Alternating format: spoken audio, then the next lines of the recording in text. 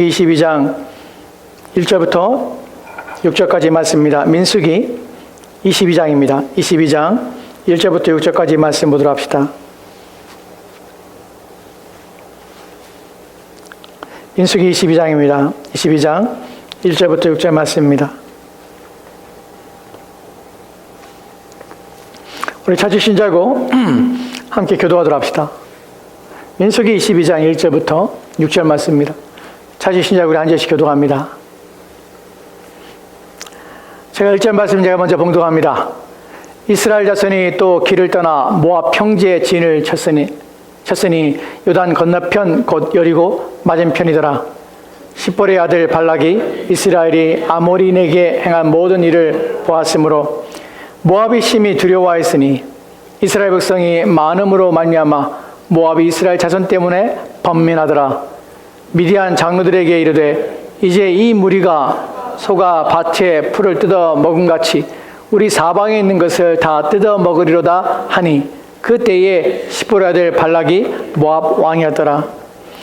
그가 사신을 보올의 아들 발람의 고향인 강가 부돌에 보내어 발람을 부르게 하여 이르되 한 민족이 애굽에서 나오는데 그들이 지면에 덮여서 우리 맞은편에 거주하였고 우리보다 강하니 청컨대 와서 나를 위하여 이 백성을 저주하라.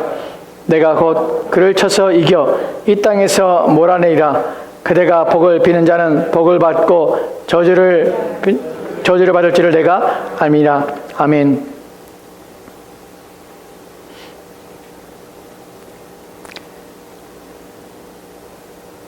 여호와여, 주는 온 땅 위에 주전하시고 모든 신들보다 위에 계시니이다.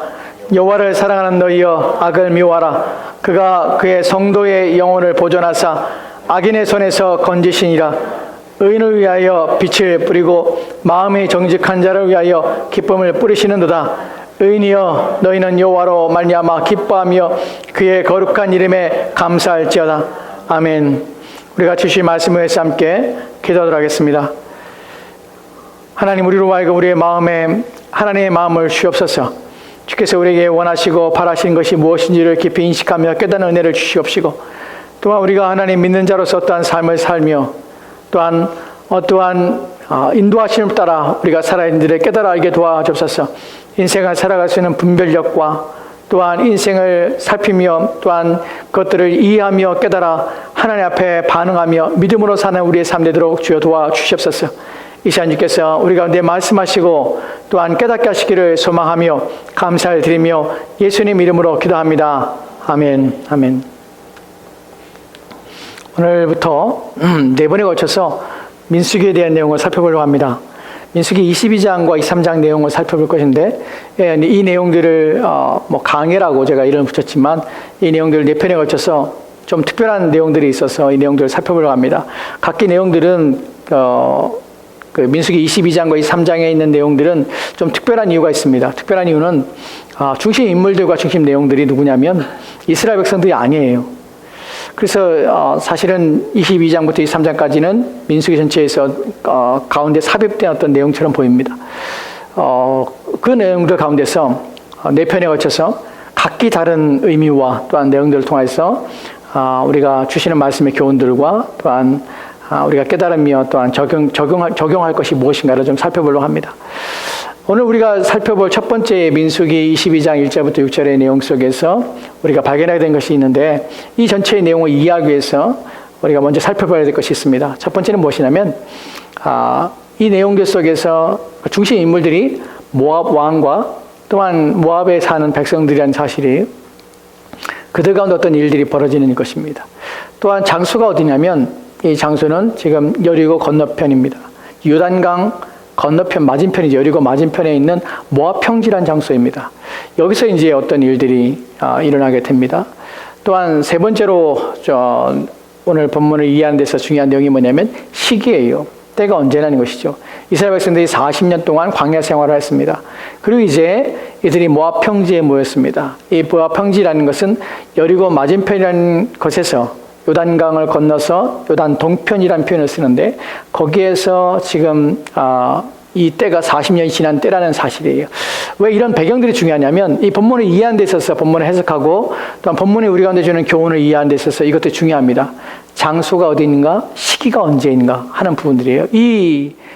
왜 이것이 중요한지에 대한 것은 이후에 제가 말씀을 이 본문을 이해하는 데 있어서 여러분에게 말씀을 나중에 드릴 것입니다.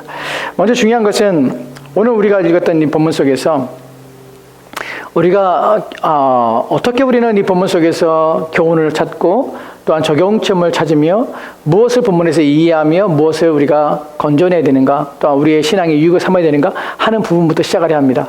첫 번째 중요한 것이 있습니다. 그것이 무엇이냐면 우리가 성경에서 어떤 인물이나 또한 그 인물이 일으키는 어떤 인물이 하는 말이나 또한 인물과 또 인물 사이에 일어나는 대화나 또는 그 인물과 또 인물 사이에서 또한 인물이 행하는 일들 속에서 일어나는 사건이나 그 결과에 대해서 생각할 때에 성경의 내용도 생각할 때 우리 가운데 중요한 것이 있습니다. 무엇이냐면 우리가 그것을 어떠한 교훈과 또 어떻게 이해하며 해석해서 우리 삶에 적용해야 되는가 하는 부분에 있어서 우리가 잘못 행하면 안 되는 부분이 있어요.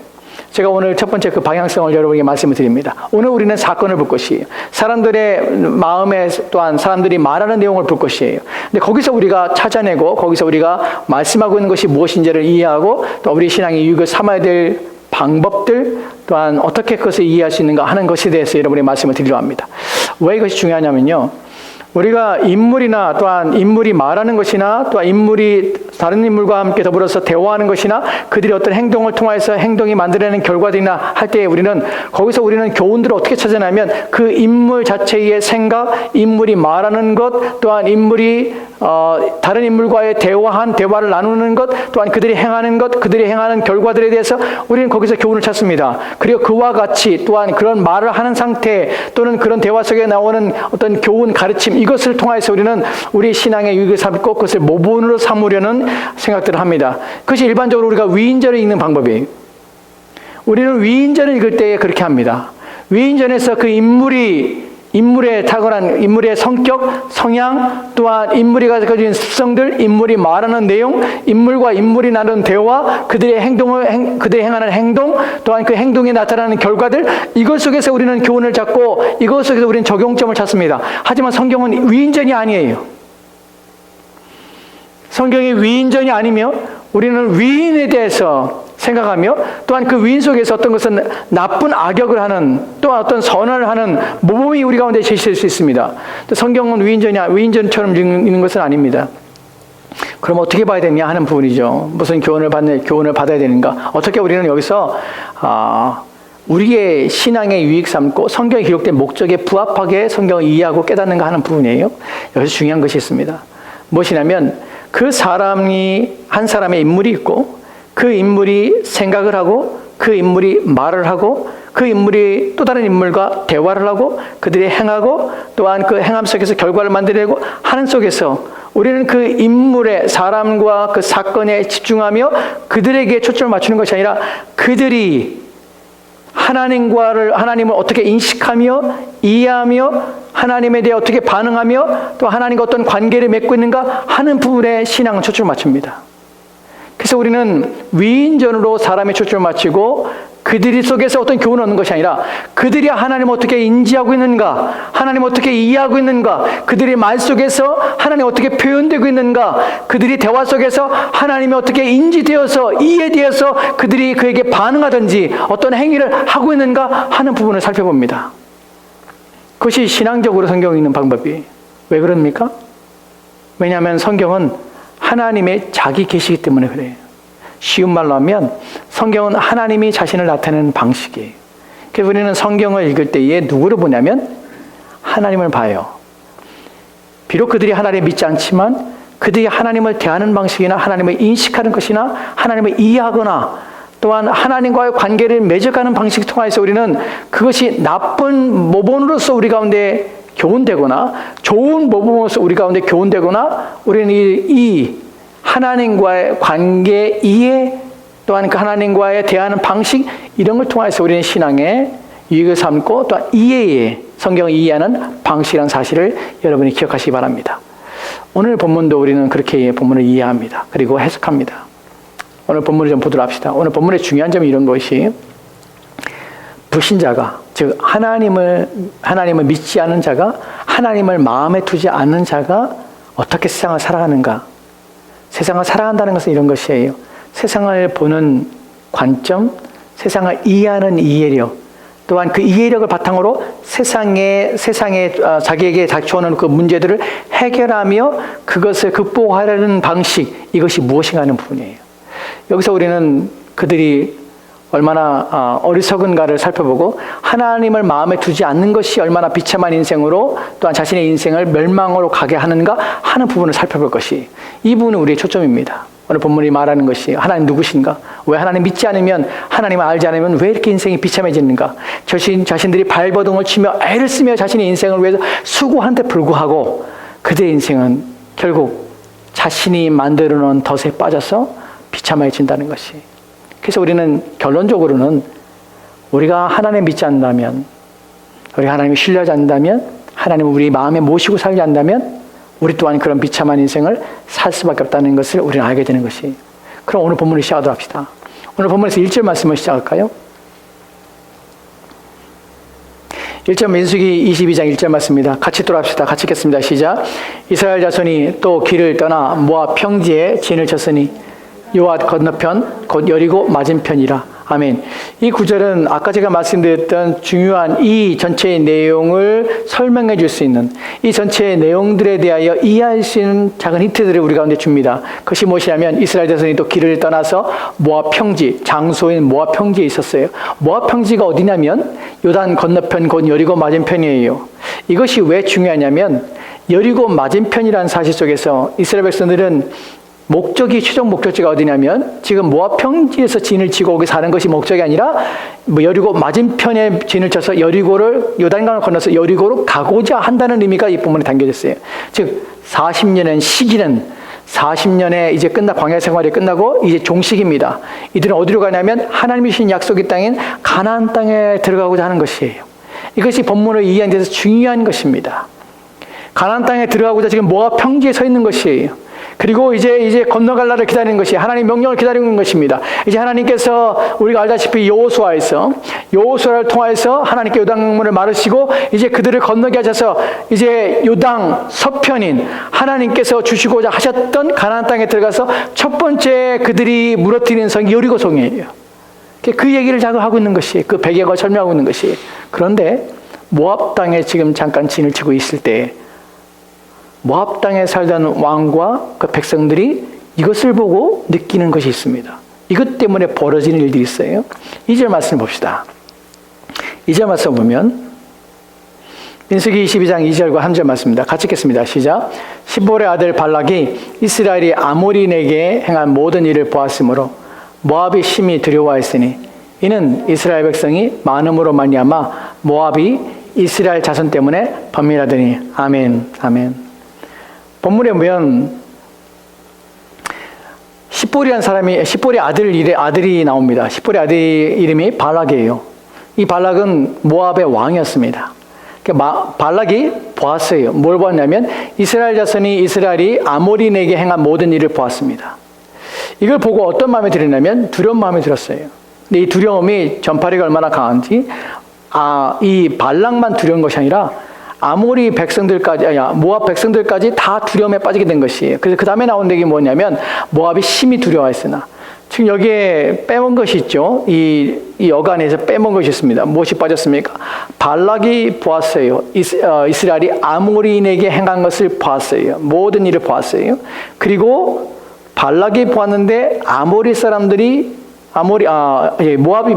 심히 두려워하게 된 것이, 보기는 발락이 봤는데 왜 모압 사람들이 심히 두려워하게 되냐면 이것이 같이 이 안에 빠진 것이 발락이 보았고 또한 생각했고 왕의 두려움에 빠지고 또한 그것을 함께 이해하고 또한 그것을 함께 본 백성들조차도 이 두려운 마음에 빠지게 됐다는 것입니다. 그 다음의 내용을 보면 이스라엘 백성들이 많음으로 인하여서 모압이 이스라엘 자손 때문에 범민하다고 합니다. 본문에 중요한 것이 뭐냐면 범민이라는 단어가 중요하죠. 여러분 두려워 범이라는 단어가 히브리어에서 범이라는 단어를 보면요, 마음이 고민되어서 고통 가운데 있는 상태를 의미해요. 지금 마음이 지금 되게 압박을 당하고 있고 마음이 계속 고민되고 있는 것이, 여러분 본문에서 범이라는 것은 계속해서 떠나지 않는 것이, 어떻게 해결할 수 없는 것이에요. 무엇이 해결할 수 없냐면 모압 사람과 발락이 봤을 때 이스라엘 백성들이 자기 땅에 들어온 것이에요. 모압 평지에 들어온 것이에요. 이 땅은 자기들의 땅이고 자기들이 거주하는 곳이에요. 그런데 이스라엘 백성들이 들어온 곳이 거기에, 그리고 진을 치고 있는 것이에요. 그때 이들의 마음속에 두려움이 생긴 것이에요. 왜냐하면 숫자가 많거든요. 단순히 숫자가 많은 것만 문제가 아니라 이들이 아모리 사람들에게 행한 것을 보니까 두려움이 생긴 것이에요. 그들의 행한 모든 일들을 생각할 때에 이것이 자기 것이냐 생각이 된 것이에요. 그러면 본문에 나오지 않는 아모리 사람들에게 행한 모든 일들이 무엇이었냐면, 사실 본문에서 아모리 사람이라는 것이 누구냐면 헤스본 왕 시온이라는 사람이 있습니다. 이 사람이 다스리는 나라가 아모리 족속이었는데, 이 사람들에게 이스라엘 백성들이 이제 전쟁이 벌어진 것이에요. 전쟁이 벌어져서 이스라엘 백성들이 그들과 싸우게 되고, 또한 싸워서 그들을 물리쳤습니다. 그들을 무너뜨린 것이에요. 성들을 무너뜨리고 또한 마을을 무너뜨렸습니다. 그리고 그들을 쫓아내고 또한 그것을 거주하게 되었어요. 이것이 아모리인들에게 행한 모든 일을 보았다는 의미예요. 그러니까 모압 사람들이 지금 발락과 모압 사람들은 무슨 생각이 들었냐면, 이와 같은 일이 자신에게 일어날 것이라고 생각한 것이에요. 아모리인에게 행했던 것이 내게도 그 일이 일어나서 나 또한 그렇게 당할 것이라, 나 또한 전쟁이 일어날 것이고, 또한 내가 우리의 집들이, 우리 성들이 불에 타고 무너지는 것을 상상해 보는 것이에요. 그 또한 그것만 아니라 우리가 쫓겨나며 이제 방황하는 자가 되었고, 또 우리 땅들은 이제 이스라엘 백성들이 차지하여서 그들이 거주하는 땅이 될 것이라는 생각이 든 것이에요.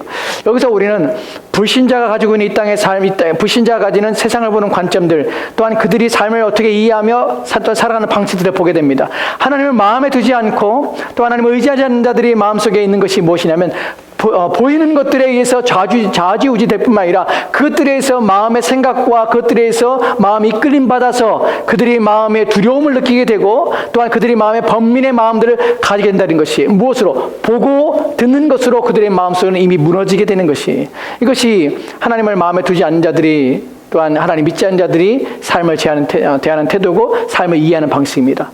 그들에게서 다른 방법은 없습니다. 오직 한 가지, 눈으로 보고 듣는 것이, 그것이 그들이 삶을 이해하는 유일한 방식이에요. 여기서 우리는 그들이 얼마나 어리석은지를 좀 생각해 보려고 해요. 본문에서 왜 이런 짓을 할까 하는 것을 한번 부분에서 우리는 이것이 누구나 그렇지 않는가? 라고 생각할 수 있어요. 왜 그렇죠? 왜냐하면 지금 그들은 아모리 사람들이 아모리 사람들이 당한 일들을 봤어요. 지금 이스라엘 백성이 자기 땅에 지금 진을 치고 있어요. 이 상황에서 당연히 자기에게도 아모리 사람들이 당했던 일들을 자기도 당할 것이라는 것은 자명하다고 생각하는 것이에요. 왜냐하면 숫자도 많고요. 또 언제 이런 공격의 일들이 일어날지 자신들은 잘 모르기 때문에 이 두려움을 갖는 것은 당연합니다. 근데 여기서 우리가 생각해 볼 것이, 사람들은 지금 전라도 사투리가 있는데요. 전라도 사투리 중에서 이런 단어가 있어요. 뻘짓한다는 표현이 있어요. 뻘짓이냐 뭐냐면 쓸데없는 짓을 한다는 것이. 사실은 모압 사람들은 모압 왕 발락이나 모압 사람들은 지금 이것을 뻘짓을 하고 있는 것이, 쓸데없는 짓거리를 하고 있는 것이. 하나님을 마음에 두지 않고 하나님을 모시지 않는 사람들이 가지고 있는 생각은 육신의 것밖에 없습니다. 육신으로 볼 수밖에 없어요. 그리고 하나님을 신뢰하지 않습니다. 그가 말씀하신 약속에 대하여 그들은 전혀 관심이 없습니다. 저는 지금 이 사람들이 지금 하고 있는, 번민을 하고 있는 것이 뻘짓이라고 말씀을 드렸습니다. 이들은 헛된 짓을 하고 쓸데없는 짓을 하는 것이에요.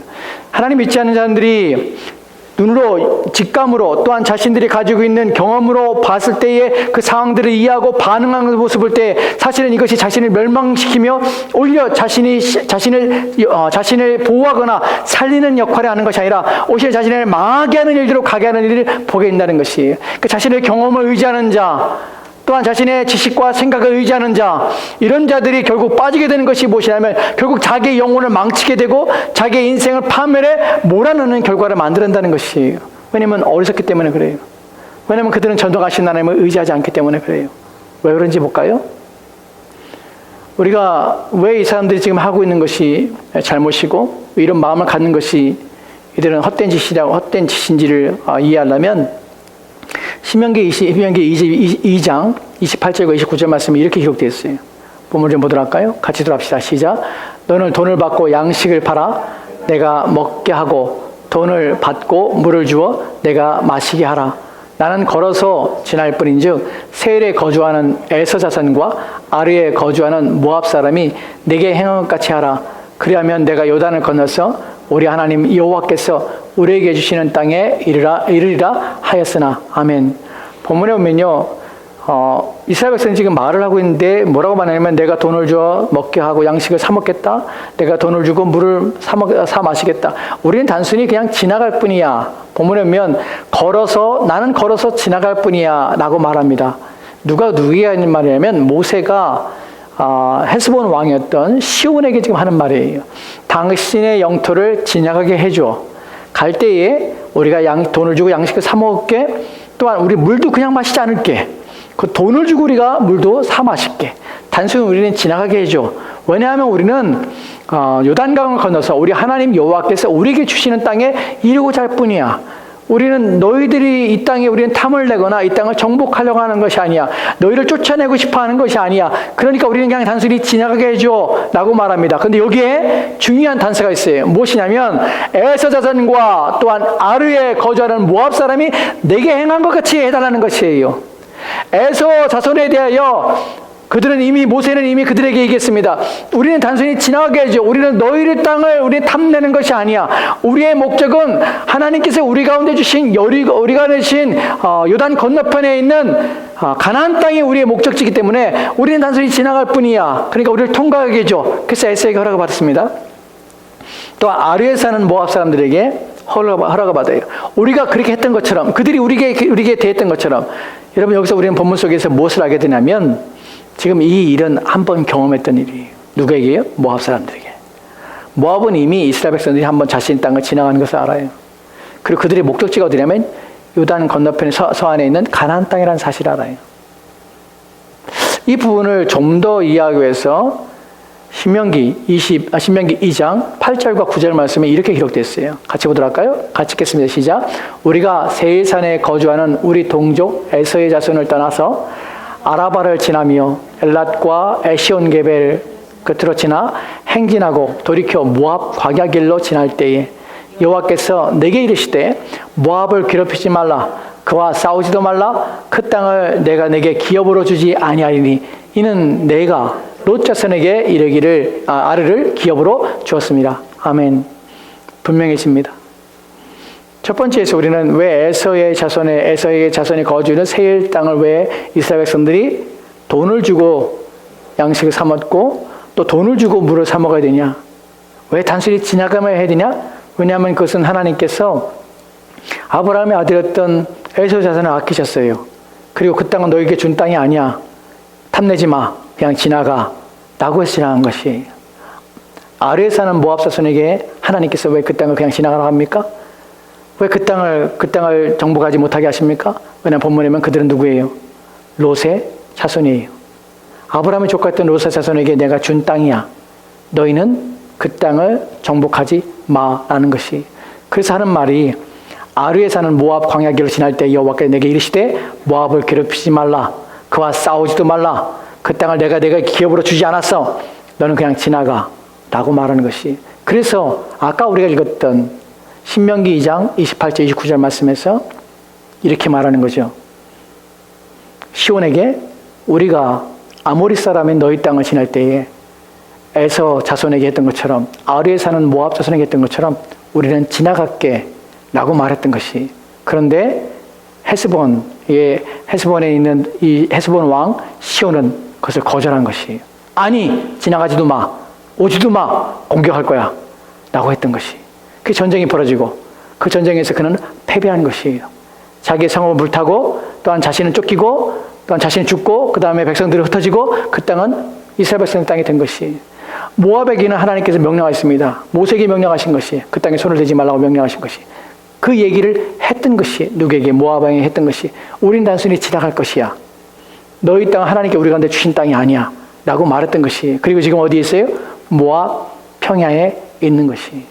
그렇다면 모압과 모압 왕 발락은 무엇을 해야 됩니까? 하나님의 약속을 믿었다면, 하나님께서 하신 것을 믿었다면, 이미 한 번의 경험이 있다면 이들은 가만히 있는 것이, 아무것도 하지 않는 것이. 이들은 이스라엘 백성 자신들이 두려워하거나 또한 번민에 빠질 얘기 아니라는 것이. 이것이 왜 제가 이들이 지금 뻘짓을 하고 있다는 말을 하는 이유가 바로 그것입니다. 우리는 때로는 쓸데없는 짓을 합니다. 막연한 두려움과 공포심에 사로잡혀서 우리가 하지 말아야 될 것을 행하는 것이에요. 세상 사람들이 가지고 있는 기준은 무엇이냐면 그들이 세상을 이해할 때에 어떤 위험이나 우리 주변에 들려오는 소리에 민감하게 반응해서 그것에 하지 말아야 될, 또한 그것을 할 필요가 없는 일들을 열심히 하며 살아갑니다. 그렇게 하면 자신을 지켜지고 자신의 인생이 보호받으며 또한 자신이 안전할 것이라고 믿는 것이에요. 그런데 그러한 일들을 행함으로 오히려 자신의 인생에 피해가 되고 결국 그러한 일을 해도 불구하고 그들은 결국 멸망할 수밖에 없다는 것이에요. 왜요? 하나님이 그들 가운데 계시지 않기 때문에 그래요. 오히려 하나님께서 진노하시고 하나님께서 벌하실 일들을 행하시기 때문에 그래요. 진짜는 그렇지 않다는 것이 오늘 본문에서 우리가 얻게 되는 첫 번째 교훈은 그것이에요. 우리는 보는 것에 의지해서 우리의 귀에 들려지는 의지에서 우리는 그것 때문에 두려워하거나 번민할 필요가 없다는 것이에요. 우리가 바라고 우리가 소망하며 또한 우리가 기대하며 신뢰하는 것은 하나님의 약속이에요. 그것을 우리가 붙잡는 것이에요. 주께서 우리를 지키신다 약속하셨으면 그것을 믿는 것이, 주께서 우리를 버리지 않겠다고 말씀하셨으면 그것을 믿는 것이, 주께서 우리와 함께 하신다면 그것을 믿는 것이, 그것이 우리 가운데 필요합니다. 이 부분에서 지금 이들이 어떤 뻘짓을 하고 어떤 어리석은 짓을 하는지를 우리가 보게 되는데 이후에 나오는 내용들이에요. 이제 5절과 6절 민수기 22장 5절과 6절 말씀에 이렇게 기록됐습니다. 같이 돌아갑시다. 5절과 6절입니다. 같이 읽겠습니다. 시작. 그가 사신을 부올의 아들 발람의 고향인 강과 부돌에 보내어 발람을 부르게 하여 이르되 보라 한 민족이 애굽에서 나왔는데 그들이 지면에 덮여서 우리 맞은편에 거주하였고. 아멘. 보면 지금 발락이 지금 일을 꾸미고 있습니다. 어떤 일을 꾸냐면 그 사신을 보내요. 누구한테 보내면 부올의 아들 발람에게 보내는데 이 사람 누구냐면 복술자예요. 복술자라는 의미는 무엇이냐면 복을 빌어주기도 하고 또한 저주를 하고 하는 일들을 행하는 마치 오늘날 무당과 같은 사람이에요. 물론 우리가 이 사람이 선지자냐 아니냐 하는 부분에서 우리가 생각해 볼 필요가 있지만 그러나 이 사람은 참된 선지자 아니에요. 거짓 선지자입니다. 이 사람을 부르는 것이에요. 그래서 고향인 강가 부돌에 보냅니다. 그리고 발람을 부르게 합니다. 불어서 왜 부르냐면 한 민족이 애굽에 나왔는데 그 사람들이 지면에 덮여서 우리 맞은편에 거주하였다. 우리가 불편하다는 것이에요. 그래서 무엇을 왜 부르냐면 6절 말씀이 이렇게 기록되어 있습니다. 6절 말씀 보도록 합시다. 같이 읽겠습니다. 시작. 우리보다 강하니 청하건대 와서 나를 위하여 이 백성을 저주하라. 내가 혹 그들을 쳐서 이겨 이 땅에서 몰아내리라. 그대가 복을 비는 자는 복을 받고 저주하는 자는 저주를 받을 줄을 내가 알미라. 아멘. 얼마나 어리석은 짓을 하는지 그 사람 불러서 하는 말이 내가 청하는데 와서 나를 위하여 이 백성을 저주하라는 것이, 힘으로 안 되니까 저주하라는 것이. 세상 사람들이 가지고 있는 삶의 방식 또한 삶의 태도는 것이 내가 어떻게 해결할 수 없는 문제 앞에 사람들은 두려움을 느끼고 번민하기 시작합니다. 근데 번민으로 끝나지 않게 되는 것은 왜냐하면 벗어날 수가 없기 때문에 그래요. 그래서 이들이 다른 방식을 찾기 시작합니다. 어떤 초월적인 방식을 찾게 되죠. 그 초월의 방식 속에서 누군가 탁월하고 뛰어난 사람에 의존하여서 그 사람의 신적인 어떤 인간을 초월한 어떤 초자연적인 능력을 갖고 있는 사람들을 구하며 또한 그에게 은혜를 구하며 또한 그가 자신의 뜻과 자신을 위하여 어떠한 일을 해주기 바라는 것이, 이 마음이 모든 인간들이 가지고 있는 기본적인 일반적인 성향들입니다. 왜냐하면 우리 안에는 하나님부터 떨어져 나와서 어떤 신성을 추구하며 신적인 것들을 갈망하는 마음이 우리 가운데 있기 때문에 그래요. 그래서 우리 마음속에 또 시편에는 영혼을 사모하는 마음을 또 우리 가운데 주셨다고 하는 것처럼 우리 가운데는 초자연적인 능력을 기대하며 바라는 경향들이 있습니다.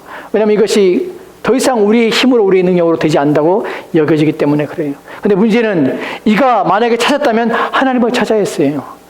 만약에 발락이 정말 이 상황에서 죽게 되었고 이런 극심한 고통을 느낀다면 하나님을 구했어야 돼요. 그러니까 하나님의 약속을 의지했어야 돼요. 하지만 그는 그렇지 않습니다. 인간을 의지하지요. 그리고 발람을 불러오게 되는 것이, 우리는 여기서 몇 가지, 이 구절에서 우리 세 가지 내용을 살펴볼 수 있는데, 세 가지 내용 속에서 우리는 교훈을 얻게 됩니다. 첫 번째 내용은 이것이에요.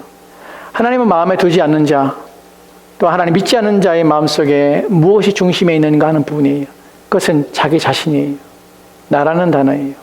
오늘 본문에서 6절 말씀에서 우리가 찾게 되는 나라는 단어는 5번 등장합니다. 히브리 원문을 보면 이렇게 기록돼요. 우리보다 강하니 청컨대 와서 나를 위하여, 첫 번째 나를 위하여예요. 이 사람 왕이에요.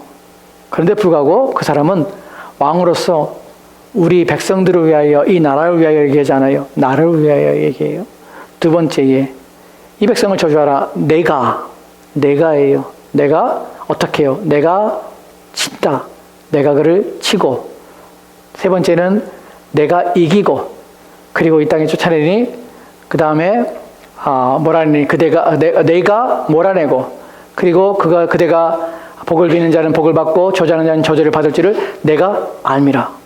본문에서 이 사람은 왕인데 자신이 모든 것을 주관하고 자신이 모든 걸 행하는 것처럼 지금 표현하고 있어요. 나를 위하여 내가 치고 내가 이기고 또 내가 몰아내고 하는 것이에요. 사실은 자신이 아닌 게 아니라 자신의 군사들이겠죠. 근데 이 중심 속에서는 누가 있냐면 내가 있는 것이, 나를 위해서 하는 것이, 모든 것이 내가 하는 것처럼 이 사람 표현하고 있어요. 왜 그러냐면 세상 사람들의 기준 속에서 가장 중요한 것은 나예요. 내 자신의 유익을 얻고 내 자신이 손해보는 것이 가장 큰 관심사예요. 내가 행하고 또한 내가 일을 이루고 내가 성취하는 것은 항상 나와 관심이 있어요. 그래서 항상 중심이 나라는 것이에요. 그 나를 위하여 일을 시작하라는 것이, 여기에 세상 사람들의 가치관, 세상 사람들의 마음에 무엇을 두고 있는가 하는 중심이 있지만, 여기에 더 중요한 것은 그리스도인들은 나를 위하여 살지 않다는 표현이 맞다는 것이에요. 그리스도는 정반대의 삶을 삽니다. 그리스도인들은 나를 위하여 행하지 않고 나를 위하여 치고 나를 위하여 이기고 또한 나를 위하여 몰아내고 또한 내가 하는 것이 아니에요. 이것이 세상 사람들과 그리스도인들의 큰 차이점 중에 하나예요. 왜 그런지 아십니까? 왜 그리스도인들은 나를 위하여 또한 내가 싸우고 내가 이기고 또한 내가 몰아내고 하는 것을 왜 우리 그리스도인들은 추구하지 않게 되냐면, 왜냐하면 이것은 나를 위해 하는, 내가 하는 것이 아니라 나를 위해 하시는 분이 계시기 때문에 그래요. 이 부분이 신자의 신앙생활에서 중요한 부분 중에 하나예요. 여러분 이것을 깨달아야 돼요. 왜 그러냐면 우리는 내가 나를 위해 사는 것이 아니라, 내가 나를 위해 뭔가를 행하는 것이 아니라 나를 위하여 이미 행하신 것을 믿고 사는 사람들이 그리스도인들이. 우리는 내가 나를 위해 행하지 않습니다. 나를 위하여 죽으신 그리스도가 있어요. 그분이 나를 위하여 행하신 것이에요. 그분이 나를 위하여 내 원수를 치셨고요. 또한 그분이 내 원수를 이기셨어요. 그리고 그분이 내 원수를 몰아내신 것이에요. 그래서 우리는 나를 위하여 살지 않아도 나를 위하여 행하신 그리스도 때문에 우리는 내 자신을 위해 살지 않냐고 나를 위해 행하신 그분을 위하여 살 수 있게 되는 것이, 이것이 복음이에요. 왜 그리스도인들은 인생을 살면서 자신을 위해 살지 않습니까? 왜 자신을 위하여 애쓰지 않습니까? 왜 자신의 승리를 구하지 않냐며, 또한 자신이 어떤 쟁취와 또한 자신의 업적과 또한 자신이 자신을 드러내며 자신을 자랑하며 자신을 나타내는 일에 온 힘을 기울이지 않게 됩니까? 왜냐하면 그 일은 내가 하는 것이 아니라 누가 하냐면 바로 나를 위해 죽으신 그리스도께서 행하셨기 때문에 그래요. 그리고 그분이 행하시기 때문에 그래요. 지금도 그분은 나의 승리를 위해서 애쓰고 계십니다. 또한 나의 원수를 무너뜨리시며 이기는 일에 애쓰고 계십니다. 그분은 나를 위하여 애쓰며 수고하고 계십니다. 그러니까 우리는 나를 위해 살지 않아요. 우리는 무엇을 알게 됩니까? 우리가 예수 그리스도를 만나는 순간에 또한 그리스도를 찾고 그리스도를 구할 때에 우리 가운데 들어진 마음이 무엇이었습니까? 나를 위해 사는 것은 실패할 수밖에 없다는 사실을 깨닫게 된 것이에요. 내가 나를 위해 애쓰는 것들이 아무것도 아니라는 사실을 알게 된 것이에요. 내가 나를 위하여 승리하고 빼앗고자 하고 얻고자 하고 애쓰는 것이 아무것도 아니며 오히려 그것이 나를 비참하게 하며 내 생명과 내 영혼을 구원할 수 없다는 사실을 뼈저리게 느끼게 된 것이에요. 그래서 그 모든 것들은 누구에게 맡깁니까? 그리스도에게 맡기는 것이에요. 그분에게 내어드리는 것이에요. 왜냐하면 그분은 내가 하는 것보다 더 잘하세요. 비교할 수 없을 만큼 그분은 더 잘하세요. 내가 내 원수와 싸우는 것보다, 내가 닥치는 이 인생의 어려움을 위해서 극복하기 위해서 애쓰는 수고보다 그분은 더 쉽게, 그분은 더하여서 우리를 하여금 이기게 하시고, 더 나아지게 하시고, 더 아름답게 하시고, 더 복되게 하세요. 그래서 우리가 우리를 위해서 사는 일에 우리 멈추고 그리스도를 위해 사는 일에 애쓰게 됩니다. 이것이 그리스도인이에요. 얼마나 불신자와 신자의 삶은 얼마나 다릅니까? 삶의 방법, 삶을 대하는 태도, 이런 것이 완전히 다릅니다. 여러분 기억합시다. 주님이 나를 위해 사셨고 살고 계시고 앞으로 사실 것입니다. 나를 위해 그분이 싸우시고 계시고요. 나를 이기게 하십니다. 나를 위하여 싸워서 이겨서 그 승리를 우리에게 주십니다. 나의 대적과 맞서 싸우는 분이 그리스도십니다. 사단의 모든 괴계, 모든 시험에서 우리를 건져줄 뿐만 아니라 우리를 보호하시고 지키십니다. 그것이 우리가 그리스도께 맡기며 그리스도를 위해 사는 이유입니다. 그렇게 살아도 되는 이유가 여기에 있습니다. 두 번째 본문에서 우리가 알게 되는 것은 세상 사람들, 하나님을 마음에 두지 않는 사람들이 인생을 살아갈 때 인생을 의지하며 인생을 신뢰하는 것이 있습니다. 첫 번째는 자기 자신이죠. 자기 자신의 경험을 의지하죠. 또 무엇을 의지합니까? 자기 자신의 재능, 능력들을 의지합니다. 그리고 그 다음에 의지하는 것이 무엇입니까? 그 다음에는 인생에서 우연히 자신에게 일어날 수 있는 행운이라고 부르는 것들, 그것을 의지합니다. 그리고요, 또한 타인의 도움을 의지합니다. 이것이 그들이 의지하는 전부예요. 오늘 본문에서도 지금 발락이 하는 말이 있습니다. 청컨대 와서 나를 위하여 이 백성을 저주하라. 내가 혹이란 말은 혹시, 이것은 어떤 완전한 것, 성취될 것, 이루어질 것에 대한 분명한 것을 표현하는 단어가 아닙니다. 그럴 수 있다는 것이. 그리스도인들은 그럴 수도 있다는 것에 대하여, 혹시 그렇지 않을까 하는 것에 대하여 인생을 맡기거나 의지하거나 그런 일에 대하여 우리의 마음에 기대감을 두지 않습니다. 우리는 확실하고 분명한 것을 우리는 믿습니다. 변함없는 하나님 믿고요. 그의 변함없으며 바뀌지 않는 그 약속을 믿고 신뢰합니다. 오직 하나님께서는 불변하시기 때문에 그분의 약속만을 따르며 믿고 의지하기 때문에 우리가 믿는 것은 항상 확실합니다. 혹시 하나님이 우리를 구원하시거나 혹시 하나님께서 우리를 지키시거나 혹시 하나님께서 우리와 함께 하시거나 그렇게 하지 않습니다. 하나님은 언제나 변함없이 우리와 함께 하시고 언제나 변함없이 우리를 위하시고 언제나 변함없이 우리를 인도하시고 우리를 지키시며 우리를 보호하십니다. 성경에서 이런 구절도 있죠. 혹 하나님께서 우리를 구원하시거나 이런 표현들이 있습니다. 그것은 하나님에 대한 불신이 아니라 하나님에 대해서 불명확하다는 것이 아니라 하나님께서 그 일을 행하실지 행하지 않을지는 하나님의 자유의지에 달려있기 때문에 그 크신 하나님의 능력에 의지하기 때문에 혹시 하나님께서 이렇게 하신다면 이런 표현을 쓰는 거지, 그분 자체가 우리를 향한 그분의 태도, 우리를 향한 그분의 의지, 우리를 향한 그분의 신뢰가 또한 우리와 함께한다는 그 약속에 대해서 우리의 마음속에 어떤 의심이나 불안 때문에 혹시라는 표현을 쓰는 것이 아닙니다.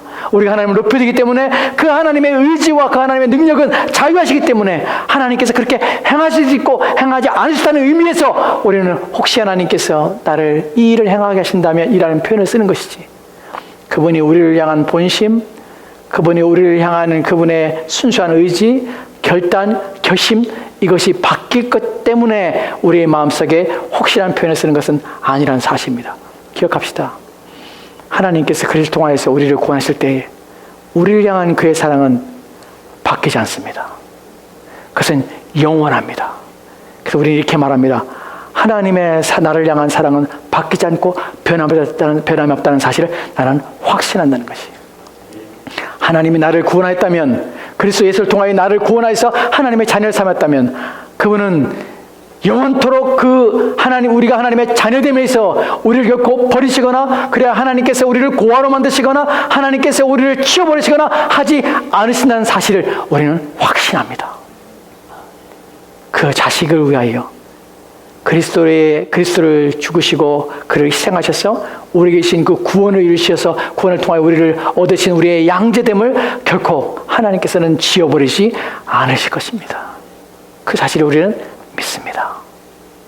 우리는 분명한 것을 믿고 살고, 불신자들은 분명하지 않은 것을 의지하며 혹시 그들 가운데 있을 어떤 일어날 가능성이 없는 가망 없는 어떤 우연이나 어떤 행운을 의지하며 사는 것이에요. 우리는 인생에서 만나는 가장 좋은 것들과 복된 것들은 하나님께로 옴을 압니다. 하나님께서 우리 인생에 필요한 것들을 때를 따라 공급해 주시고 우리를 도와줄 것을 믿습니다. 우리의 평생에 사는 동안은 그렇게 하실 뿐만 아니라 이 땅에 우리의 삶이 마치는 그날에 그분은 변함없이 우리를 자신이 있는 곳에 우리를 불러서 우리와 함께 영원토록 살게 하실 것입니다. 그래서 우리는 믿습니다. 세 번째 본문에서 우리가 알게 되는 마지막 내용은 그것입니다. 저주란 내용이에요. 본문에서 청컨대 와서 나를 위하여 이 백성을 저주하라. 사람의 저주하는 것이 어떤 사람에게 그것이 적용되어서 그 사람의 저주가 통용되고 저주가 성취될 수 있는가 하는 부분이에요.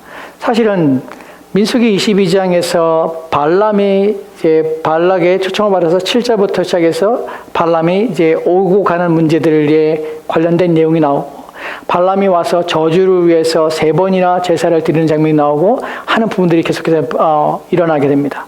그런데 중요한 것은 그 본문 속에 중요한 것은 이것이 우리가 이후에 살펴보겠지만 가장 중요한 것은 하나님께서 택하신 자를 하나님께서 기뻐하시는 자를 하나님께서 사랑하는 자를 누구도 저주할 수 없다는 사실입니다. 그렇다면 그 사람들이 누굽니까? 그 복된 사람 누구입니까? 바로 그리스도인이라 불리는 그리스도 예수 앞에 사는 그리스도 예수를 구주로 믿고 있는 그분의 인생의 주인으로 섬기고 살고 있는 저와 여러분들입니다. 우리는 누구도 저주할 수 없는 자라는 사실이에요.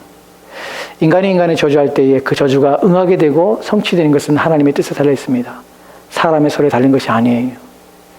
누군가 우리를 저주하거나 누군가 우리에 대해서 우리를 불행하게 하거나 또 우리를 악하게 할 수 없습니다. 그들이 위협한다 할지라도 그것이 되도록 그들이 애를 쓰며 수고한다 할지라도 우리를 쓰러뜨리며 우리를 무너뜨리며 또 우리를 불행에 처하게 아무리 바보덩치고 애를 쓴다 할지라도 그것이 허용되고 그것이 적용되어서 우리 인생에 피해가 가고 우리의 삶을 무너뜨리게 되는 것은 하나님께서 그것을 허용하시거나 허용하지 않거나 다른 것이지 사람에 의해서 되어진 것이 아니에요. 사실은 우리는 그리스도인이 되는 순간 우리는 아주 막강한 적을 우리는 만들게 된 것이 그 적이 누구냐면 사단이지요. 또 우리 내면 속에서는 우리 안에 있는 죄입니다. 하지만 그것을 뛰어넘고 그것을 무너뜨리며 그것이 아무런 소용없게 만들어서 무용지물로 되게 하시는 분이 계십니다. 바로 누구십니까? 우리 주인 되신 예수 그리스도십니다. 그분 안에 있으면 우리는 어떠한 저주도 어떠한 불행도 우리의 몸과 우리의 영혼을 해야 어떤 것도 우리 가운데 전혀 없다는 사실을 믿으시기 바랍니다.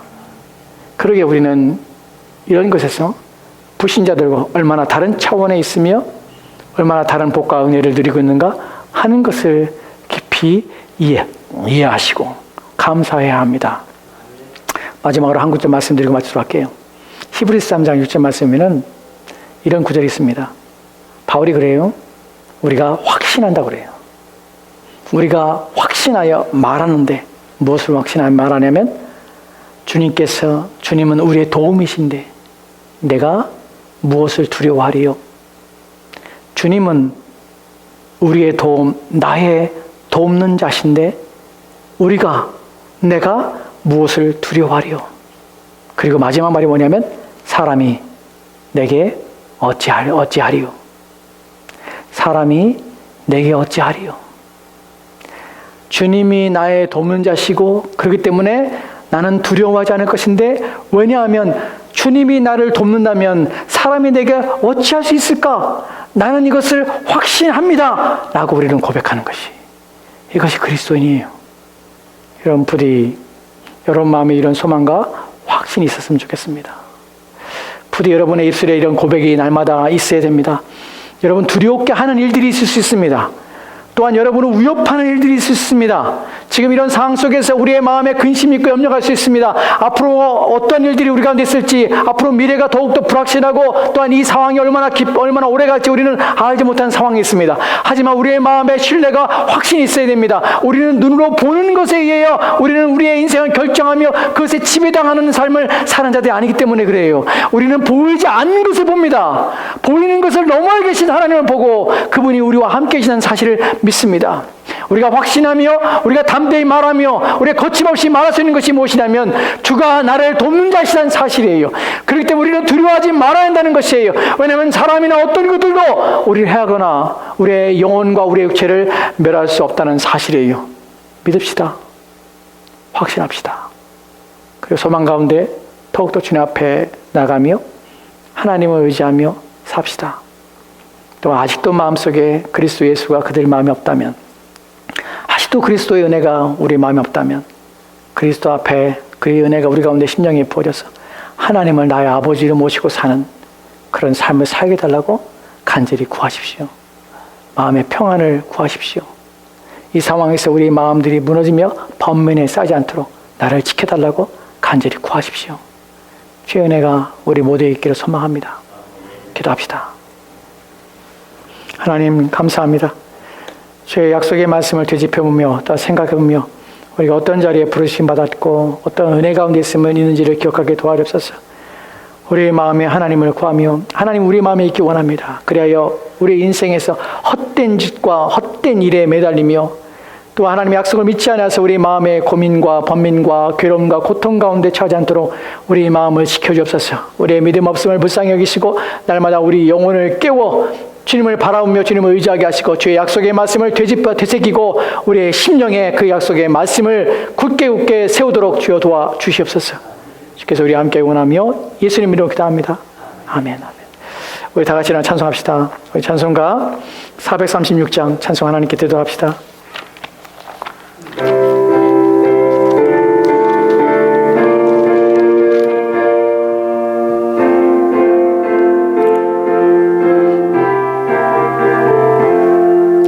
나 이제 주님의 새 생명 얻은 몸 옛것은 지나고 새 사람이로다. 그 생명 내 맘에 강같이 흐르고 그 사랑 내게서 해같이 빛난다. 영생을 누리며 주 안에 살리라. 오늘도 내일도 주 함께 살리라. 주 안에 감추이 새 생명 얻으니 이전에 줬던 것 이제는 값없다.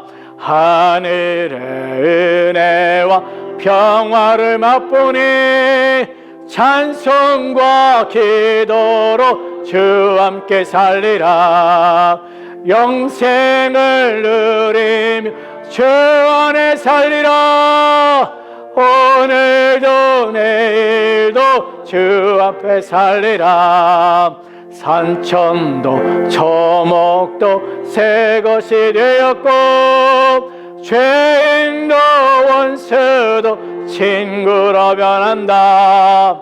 새 생명 얻은 자 영생을 누리니 주님을 모신 맘 새하늘이로다. 영생을 누리며 주 안에 살리라. 오늘도 내일도 주 함께 살리라. 주 따라가는 길 험하고 멀어도 찬송을 부르며 주 따라가리라. 나 주를 모시고 영원히 살리라. 날마다 섬기며 주 함께 살리라. 영생을 누리며 주 안에 살리라. 오늘도 내일도 주 함께 아멘. 기도합시다. 이제는 우리 구주 예수 그리스도의 은혜와 아버지 하나님 억제하신 사랑하심과 성령의 교통, 감화, 충만 역사하심이 오늘 주의 말씀을 통하여서 우리를 하여금 하나님께서 부르신 그 복된 자리에서 눈에 보이는 것에 의지하지 않고 들리는 소리에 우리의 마음에 두려움에 빠지지 않고 오직 하나님을 의지하며 하나님의 약속을 신뢰하여 오직 하나님의 마음, 하나님을 마음에 두고 또한 우리를 지키시며 우리를 위해 사시는 그리스도를 위하여 우리 한평생 주를 위해 살다가 주께서 부르시는 그날에 주 앞에 서기를 간절히 사모하는 모든 성도들 가운데 이제부터 영원토록 함께할지어다. 아멘.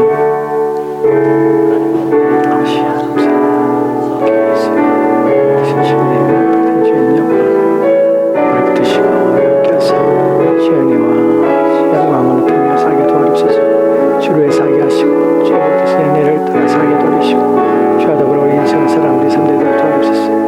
주여 우리 함께 하소서. 말씀을 믿게 하시고 내 믿음을 지키시고 삶을 지키시옵소서.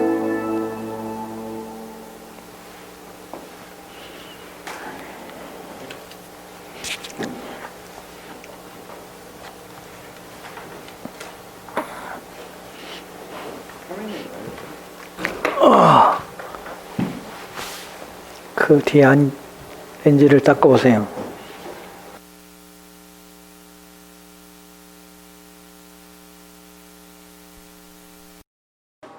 우리 70도인데 아까